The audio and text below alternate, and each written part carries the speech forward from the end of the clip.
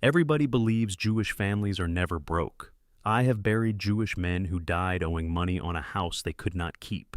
I have sat at a kitchen table with a woman from my own congregation while she counted coins out of a coffee can into a paper cup because the electric bill was due on a Thursday and her check came on a Friday. So, let me say this plainly before we take one more step. There is no people on this earth that is never broke. There is no bloodline that protects a bank account. What there is, and what is real, is a set of habits that were written down, argued over, and corrected for 2,000 years. Anybody can read them. Tonight you will. I am not a financial advisor. I have never held a license, and I am not going to tell you what to buy. What I am is an old man who spent 40 years sitting in a small study while people came in and closed the door and told me the truth about their money, which is a thing most people will not tell their own brother. I have watched fortunes built by men who could not read a contract, and I have watched those same fortunes disappear before the grandchildren were grown. 10 habits. Some of them you have heard in some watered-down version. At least 2 of them are going to land close to home, and 1 of them may sting a little. And I am holding one thing back. There is a single idea sitting underneath all 10 of these, and when you see it at the end, this entire subject is going to look different than it looks to you right now. Stay with me all the way to the finish. The first habit is that the money leaves before it arrives. In the tradition I was raised in, it is called ma'aser kesafim, the tithe of money, a fixed tenth set aside the moment income comes in, before the mortgage, before the groceries, before anything human and reasonable gets its hands on it. Not what is left over. Nothing is ever left over. You know this. You have had that moment at the counter with the statement in your hand, doing the arithmetic a second time, because the first answer could not possibly be right. And it was right. Here is what most people miss. The sages also put a ceiling on it. The Talmud, in the tractate that deals with marriage contracts, preserves a ruling made in a town called Usha, that a man should not give away more than a fifth of what he has. There is a reason for that ceiling, and it has nothing to do with being stingy. I will come back to it, because it explains something about this whole tradition that surprises people. And I will be honest with you about the tenth itself. My teachers argued their whole lives over whether ma'aser kesafim is actual law from the Torah or a custom that hardened into law over centuries. They never settled it. I am not going to pretend they did. The second habit is the box by the door. Tzedakah, which every English Bible translates as charity, does not mean charity. It comes from the word for justice. Charity is something you graciously give. Justice is something you owe. That single change of word changes the whole muscle. A coin in the box by the door on the way out, most days, for your whole life. Small amounts, constant. Maimonides, the physician and legal scholar we call Rambam, wrote in his great code of law that the one who gives 1,000 gold pieces in one grand gesture has done less for his own soul than the one who gives a single coin 1,000 times, because the giving has to become who you are, not what you did once. And in that same chapter, he ranks the 8 levels of giving and puts at the very top not the biggest check, but the loan, the partnership, the job, the thing that ends the need so the man never has to ask again. Put a jar on a shelf by your door this week, a coin a day. That is the entire assignment. If your family did this differently, I would like to hear about it. The third habit is that one day a week, the money stops. 25 hours. You do not buy, you do not sell, you do not check a balance, you do not discuss the deal, you do not open the mail. I have watched men fight this harder than anything else I have ever asked of them. And every one of them who did it came back and told me the same thing, that the first month felt like withdrawal, and the second month felt like being let out of a room. Here is the mechanism, in plain language. A man who never stops working cannot tell the difference between himself and his work. When the work goes badly, he goes badly. When the business fails, he thinks he has failed as a man. The rest is not a reward for the labor. It is the fence that keeps the labor from eating the man alive. You do not have to be Jewish to build that fence. Pick one evening. Phone in the drawer. Nothing bought, nothing sold, nothing decided. The fourth habit is the ledger, and this one is my father's. He kept a shop, and in the back, on a shelf under the counter, was a book with a black cover. And every night after the door was locked, he wrote in it. Not once a month. Every night. I thought it was a nervous habit. It was not. He could have told you, standing in the street with his coat on, within a few dollars, exactly what he was worth and exactly what he owed. The Talmud says that when a person comes before the heavenly court, the very first question is not about prayer and not about study. It is, did you deal faithfully in business? First question. And you cannot deal faithfully with a thing you refuse to look at. I have sat with men who had done everything right for 30 years and could not tell me where the money went. They were not fools. Nobody had ever shown them a ledger. Take 1 hour this Sunday. Write down what comes in, what goes out, what you own, what you owe. 1 page. If the number frightens you, that fear was already in the house. Now it is at least on paper where you can fight it. Those 4 are habits of the private man, and they are the ones I get asked about most. I got tired of explaining them one kitchen table at a time, so a few years ago I finally wrote them down. It is called the 7 Jewish Money Rituals. 7 practices from this tradition, laid out plainly, each one something you can begin this week with what is already sitting in your house. It is not a long book. It was never meant to be. If you want it, the link is sitting in the description below this video. The 5th habit is the honest wait, and this is the one that built more Jewish wealth than any other, though it looks like nothing. Devarim, the book called Deuteronomy, chapter 25, says you shall not carry in your bag 2 kinds of weights, a large one and a small one. Mishlei, the book of Proverbs, chapter 11, opens by calling a false balance an abomination. Fine. Every tradition says, be honest, but watch what the rabbis did with it.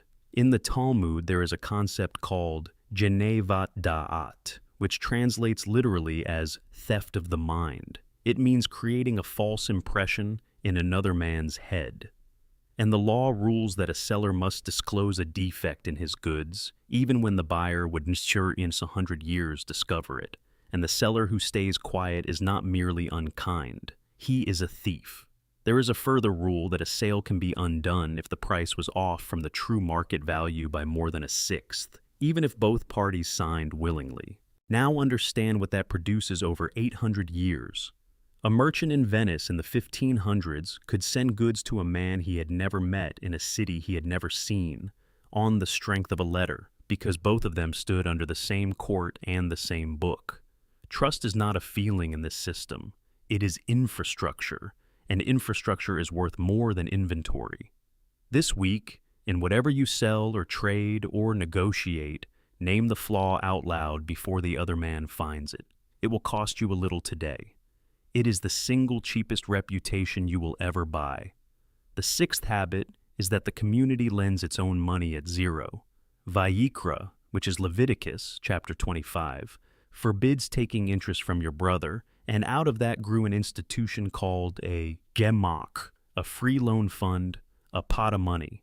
The community keeps sitting there doing nothing, waiting for the day one of its own needs it. No interest, ever. Lower East Side of Manhattan, 1892. A Hebrew free loan society opens its doors to immigrants who have been in the country a matter of weeks, who own 1 coat, who speak no English, who no bank on earth would touch.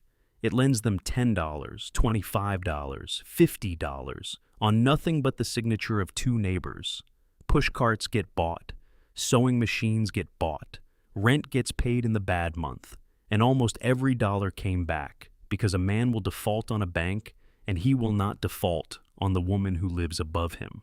Everything I am teaching you tonight is 1 room in a larger house. If you want the whole house, the practices and the principles together with a 30-day plan to actually walk through them, it is all collected in one place, and I have left it in the description. And here is where I owe you the answer I promised you earlier about the ceiling at 1/5. The reason the sages capped issue generosity is that a man who gives himself into poverty stops being a giver and becomes one more person the community has to carry. This tradition would always rather have one more lender than one more borrower. That is not coldness. That is arithmetic with a soul attached to it. The seventh habit is that the paperwork protects the weakest person in the room. There is a document called a ketubah, a marriage contract, and long before any government in Europe gave a wife a single legal right, that document already specified in writing what she was owed if her husband died or divorced her, and it created a lien on his property to guarantee it. It was not romantic. It was never meant to be romantic. It was written by people who knew that a man can walk out of a house on a Tuesday morning and not come back, and that a widow with no document is a widow at the mercy of strangers. So, this week, do the unromantic thing. One envelope, account numbers, passwords, the name of the lawyer, the location of the deed, who to call first. Give it to the person who would have to find it. That envelope is a ketubah. It just has your handwriting on it. The eighth habit is that you hand down the skill, not the sum. In the Talmud, there is a passage listing what a father owes his son, and among the obligations is this, that he must teach him a trade. And the text adds that some hold he must also teach him to swim, and the reason given is that his life may depend on it. Sit with that a moment. A trade and swimming side by side in the same sentence, both because his life may depend on it. Money handed to a child is spent. A trade handed to a child is spent for 50 years and cannot be stolen at a border. So stop paying the bill for the grandchild and start paying for the certification, the tools, the license, the apprenticeship. It will feel less generous. It is far more generous. The ninth habit is that they bought the tool and never the trophy. This one has a history behind it that people do not know. For most of 1,000 years in Europe, Jews were barred from owning farmland in most places, and barred from the craft guilds, which meant barred from most trades. You cannot own the field. You cannot join the weavers. What is left is what you can carry, and what you can carry is knowledge, contracts, languages, relationships, and credit. So, a whole people learned to put their money into things that could be picked up and walked out of a city with, because more than once they had to. Ben Zoma asks in Pirkei Avot, chapter 4, who is rich? And answers, the one who is happy with his portion. And Kohelet, chapter 5, says the one who loves money will never have enough of it. Read those together and you get a rule. Buy the thing that produces, not the thing that announces. The truck, not the badge on the truck. I want to know which of these has landed closest to home for you. The 10th habit is the one almost nobody has, including families who do all 9 of the others. And it is the reason the money vanishes in the 3rd generation. They say the numbers out loud, at the table, in front of the children. There is a saying about wealth going from shirt sleeves to shirt sleeves in 3 generations, and it exists in a dozen languages because it happens in a dozen countries. Here is why it happens. The man who built it does not talk about it, because talking about it feels vulgar, or because he is ashamed of how thin it once was, or because he is protecting his children from worry. His son inherits money and no instructions. His grandson inherits instructions from nobody at all. I told you I would come back to a family. 4 generations. The great-grandfather came over with a bundle and built a business that fed 30 households. By the time I met the great-grandson, he was 41 and there was nothing left, and he sat where you would be sitting and said a sentence I have not been able to put down since. He said, "Nobody ever told me it could end." That is it. That is the whole autopsy. They were given the results of the discipline and never the discipline itself. So, this month, say the real numbers to your grown children. What you have, what you owe, what it cost, what you got wrong, especially what you got wrong. I hid my own money troubles from my sons for 11 years. Out of pride, I dressed up as protection. And when I finally told them the truth, the younger one said, "We knew, we just did not know we were allowed to talk about it. But now, let me give you what I promised you at the start. 10 habits. The 10th set aside first, The coin in the box, the day the money stops, the ledger, the honest wait, the free loan, the contract that protects the widow, the trade taught to the child, the tool instead of the trophy, and the numbers spoken out loud. Here is what every single one of them has in common, and once you see it, you cannot unsee it. Not one of them requires you to own anything. Every one of these habits was built by people who assumed that on some morning, with no warning, they would be told to leave. No land, no guild, no citizenship, no promise that the house would still be theirs by winter. So, they learned to build the kind of wealth that walks out the door with you. That is why it is all discipline, knowledge, contracts, trust, and relationships, and almost never dirt and stone. They were not building a fortune. They were building a portable one. Look back through it now. The tithe walks out the door with you because it is a habit of the hand. The box by the door is a habit of the hand. The day of rest walks out with you because nobody can confiscate a Sabbath. The ledger walks out with you because the number lives in your head before it lives in the book. The honest wait walks out with you, and it arrives in the new city before you do, in the mouths of the men who dealt with you in the old one. The free loan walks out with you because it is a relationship.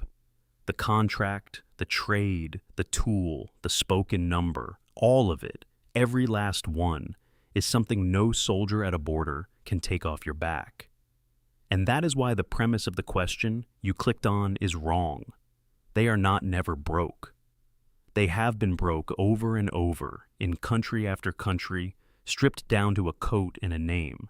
What they had was the ability to be broke and not be ruined, because the thing that produces the money was never in the vault. It was in the habits, and the habits were in the man. You may have come in here tonight feeling that everybody else got handed a rule book, and you did not. You were not born too late, and you did not miss anything. There is nothing on that list of 10 that requires $1 you do not already have. There is nothing on it you cannot begin on a Tuesday. Ben Zoma was right, and he was not talking about resignation. The rich man is the one who is content with his portion, because contentment is the only asset on earth that appreciates while you sleep. Start with 1, not 10. 1. The jar on the shelf, or the hour with the ledger, or the sentence you have been afraid to say to your children. Do that one until it stops being a decision and becomes a habit, and then take the next. That is how every family I have ever watched do this well has done it. Slowly and on purpose, and starting late more often than not. If this lifted something heavy off your shoulders tonight, do me one small kindness. Press that like button and subscribe to the channel so these words can find their way to some other soul out there who needs to hear them just as badly as you did. God bless you, and may His peace keep your heart all the way home. I will see you next time.